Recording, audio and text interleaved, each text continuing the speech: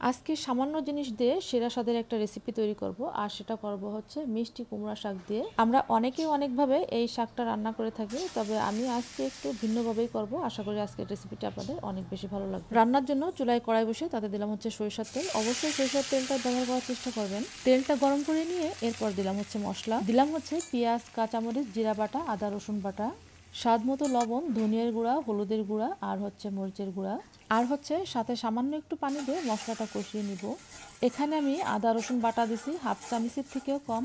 আপনারা অনেকে হয়তো মনে করতে পারেন যে কুমড়া শাকের ভিতরে আবার আদা বাটা খায় কিনা।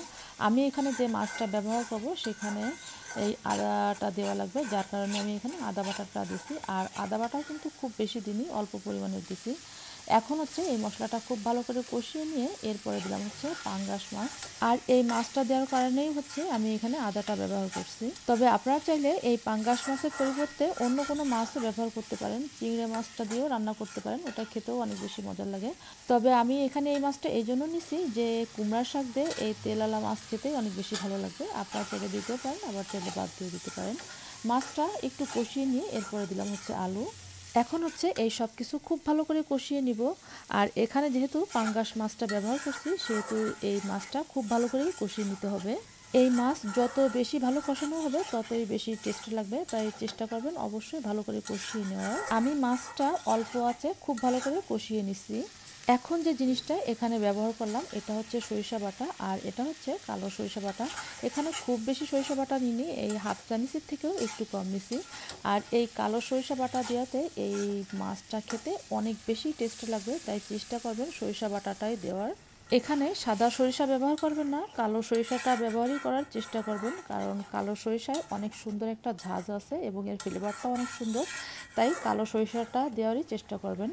একটু পানি দিয়ে মাছটা কষিয়ে নিয়ে এরপরে দিলাম হচ্ছে কুমড়া শাক। আর এই শাকগুলো কিন্তু ছোট ছোট করেই কেটে দেওয়া লাগবে, বড় বড় করে কিন্তু কেটে দেবেন না।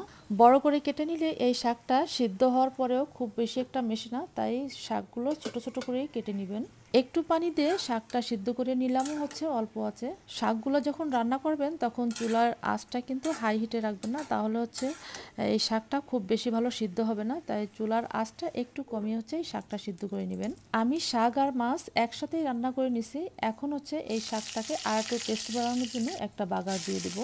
কড়াইতে দিলাম হচ্ছে সরিষার তেল, সাথে দিলাম হচ্ছে শুকনো মরিচ কুচি আর বেশ খানিকটা পেঁয়াজ রসুন কুচি। এখন হচ্ছে এগুলো ভেজে নিব।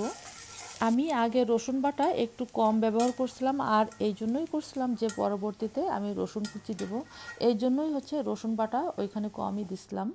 এই সব কিছু যখন ভাজা হয়ে যাবে তখন হচ্ছে শাকটা দিয়ে দিব। এখন হচ্ছে এই শাকটা অল্প আঁচে রান্না করে নিব। কুমড়া শাক কিন্তু হাই হিটে রান্না করা যায় না, কারণ কুমড়ো শাকটা একটু শক্ত শক্ত থাকে।